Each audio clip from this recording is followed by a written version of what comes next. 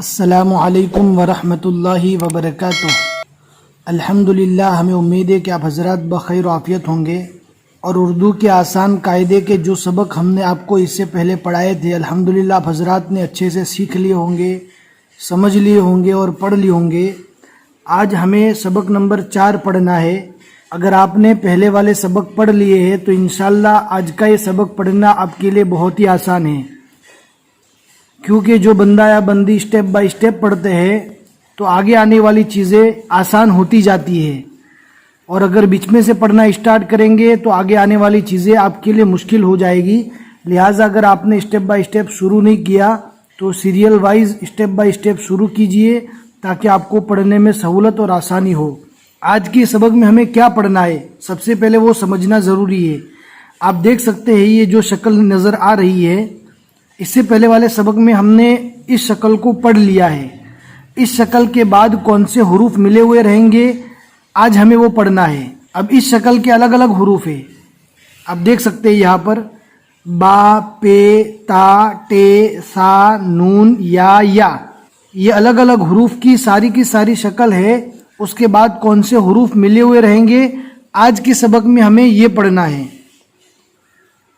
آپ اینڈ تک ویڈیو دیکھیں گے انشاءاللہ بہت جلد سمجھ میں آ جائے گا۔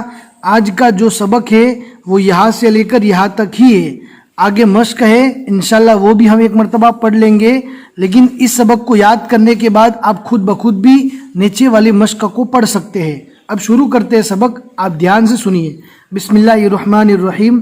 سبق نمبر 4، با، سین۔ آپ دیکھ سکتے ہیں دونوں کے درمیان میں تھوڑا فاصلہ رکھا ہے۔ اب دونوں کو مل کر کیسے لکھا جائے گا؟ با سین، با شین، با شین، با صاد، با صاد، با غود، با غود، با تو، با تو، با زو، با زو۔ باقی جگہ پر آپ پے بھی لکھ سکتے ہیں، پے پڑھ بھی سکتے ہیں اگر پے ہے تو۔ ان ساری شکل کو ان حروف سے پہلے لکھا جا سکتا ہے۔ اب آپ کو مثال دے کر سمجھا دیا، اب آگے آپ سمجھ جائیے۔ پھر اس کے بعد ہے با عین، با عین، با غین، با غین۔ اچھے سے سمجھنا ہے غین کو، اس لیے کہ آگے والے سبق میں ہمیں با ہا پڑھنا ہے اور با خو پڑھنا ہے۔ انشاءاللہ فرق وہاں پر بھی معلوم پڑ جائے گا، لیکن دھیان سے پڑھیے۔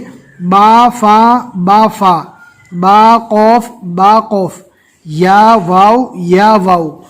یہاں پر 3 حروف ہے، پے، کاف، الف، پے، کاف، الف۔ بس یہ آج کا سبق ہے، آگے مشق ہے اس کو بھی ہم ساتھ میں پڑھ لیتے ہیں تاکہ آپ کو یاد کرنے میں سہولت ہو جائے۔ یہ ہے پے، پے کی شکل کو اچھے سے پہچاننا ہے۔ پھر اس کے بعد ہے پے سین، پے صاد، پے تو، پے عین، پے فا۔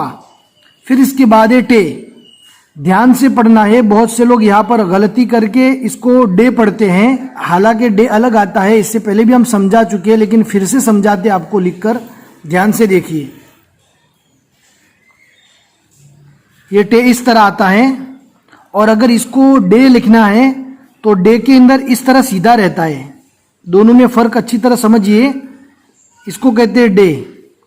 اسی طرح بعض دفعہ غلطی ہو جاتی ہیں، اور وہ غلطی نون اور زا میں ہوتی ہے۔ اسی طرح اگر اس طرح لکھا ہوا ہے تو یہ نون بنے گا، اور اگر ایک نقطہ اوپر ہے تو یہ بنے گا زا۔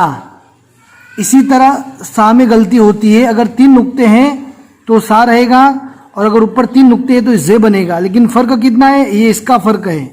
اور یہاں سے سیدھا ہونے کے بعد اس طرح مڑا ہوا رہے گا تو یہ سا کی شکل ہے، اگر ایک نقطہ ہے تو نون کی شکل ہے، اور اگر اوپر تو بنا ہوا ہے تو یہ ٹے کی شکل ہے۔ اچھے سے سمجھنا ہے اس کو، صرف ہمیں امید ہے سمجھ میں آ گیا ہوگا، آپ ہمیں کامنٹ میں ضرور بتائیں۔ پھر یہ ہے ٹے، ٹے سین، ٹے وود، ٹے زو، ٹے غین، ٹے قوف۔ پھر اس کے بعد ہے نون۔ یہاں پر دھیان رکھنا ہے، زا نہیں پڑھنا ہے، ہم نے آپ کو بتا دیا، اس میں تھوڑا سیدھا رہتا ہے اور اس میں تھوڑا مڑا ہوا رہتا ہے۔ نون، نون واو، نون سین، نون تو، نون عین، نون فا۔ یا شین، یا وود، یا زو، یا قوف، یا عین۔ اگر یہی نقطہ اوپر آ جائے گا تو یہ تا بن جائے گا. ہم آپ سے گزارش کرتے ہیں کہ آج کے سبق کو نوٹ بک میں لکھنے کی پوری کوشش کیجئے. اگر کوئی چیز سمجھ میں نہ آئے تو کامنٹ میں بتائے. انشاءاللہ ہم ایکسٹرا پارٹ بنائیں گے جس کے اندر ہم آپ کو بورڈ میں لکھ کر سمجھائیں گے.